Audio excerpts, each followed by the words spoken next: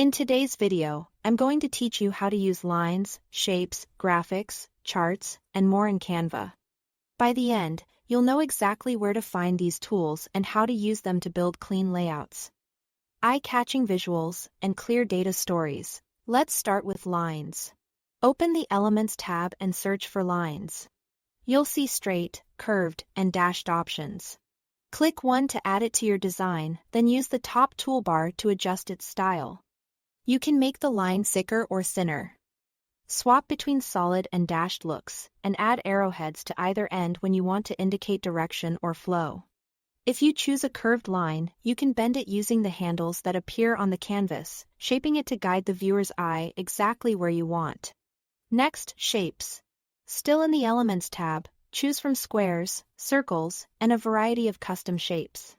These are great for backgrounds behind text, clickable-looking buttons, or simple frames that help organize content.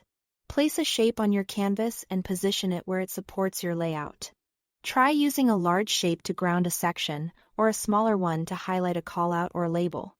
Because shapes are so flexible, a few well-placed ones can quickly give your page or slide a polished structure. Now, connecting shapes.